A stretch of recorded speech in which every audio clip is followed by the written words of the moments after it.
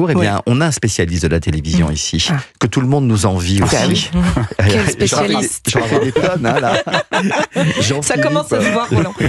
Jean-Philippe Longo. Jean-Philippe, alors, vous nous rappelez où vous nous amenez, dans quelle année mythique vous nous amenez? Aujourd'hui, nous partons en 2003 et tout commence par un duel musical. Génération Hit sur M6 face à Hit Story sur France 3. D'un côté, la crème des tubes du moment et de l'autre, Plastique Bertrand qui ressuscite les hits du passé. Agréable mais pas mémorable et surtout balayé, on en parlait tout à l'heure, par une tornade venue des États-Unis qui signe le véritable hit de l'été.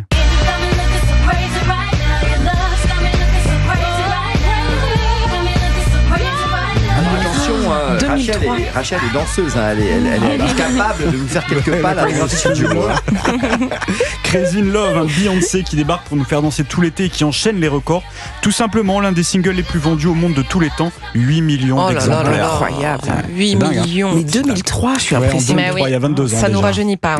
Beyoncé qui aurait pu se retrouver également sur France 3 avec cette chanson. Oui, alors là c'est un autre délire, hein. C'est une émission qui sent bon le sable chaud, écoutez. Ah oui, c'est pas la même chose, c'est l'été de tous les records avec Pierre Sled et le juge Barry White. C'est son vrai nom comme le chanteur. C'est l'émission adéquate pour l'été où l'on atteint des sommets d'absurdité. Vous voulez voir le record de gonflement d'une bouillotte jusqu'à explosion ou le maximum de sauts dans un slip, vous allez taper à la bonne porte. Est-ce qu'on a vraiment envie de voir ça? Je sais pas.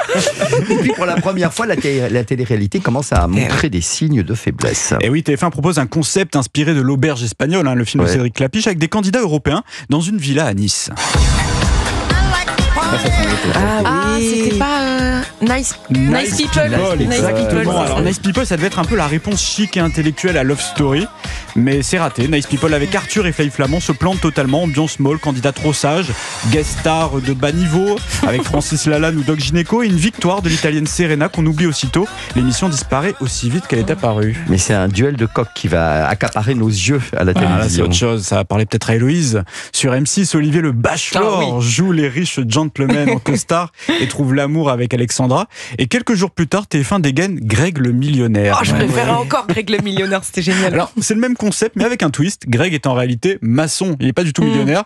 Mais souci pour TF1, le vrai Greg, Grégory Basso, a caché son passé sulfureux, trafic de drogue, escroquerie, prison. La chaîne le découvre trop tard et on tient là la vraie saga de l'été 2003 pour le coup sur TF1. Et au même moment, Olivier Mine devient le nouveau maître de Fort Boyard et Jonathan Serrada, la toute première nouvelle star élue sur M6. Je voulais te dire que je t'attends. On a des nouvelles de Jonathan Serrada? Je vous embrasse, oui. Son tout premier single, qui est une reprise de Michel Jonas, se classe parmi les meilleures ventes de l'été 2003. Et puis impossible justement de parler de l'été 2003 sans évoquer la forte canicule qui frappait le pays à ce moment-là. Des températures qui dépassent les 40 degrés. Alors aujourd'hui, c'est une habitude. Une situation dramatique qui devient le sujet de tous les JT de 13h à 20h. Les alertes se multiplient et le bilan est tragique. Des milliers de morts, une gestion de crise compliquée et un débat sur l'organisation des services de santé en pleine tourmente.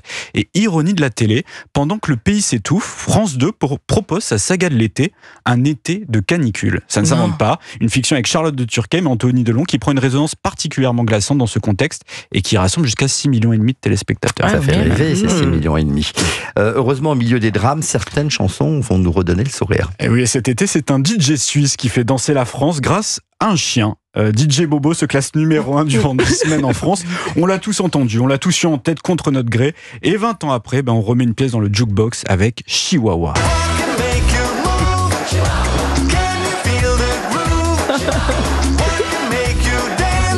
Merci Jean-Philippe Longo, vous restez avec nous surtout jusqu'à 10h, je vous garde sous la main.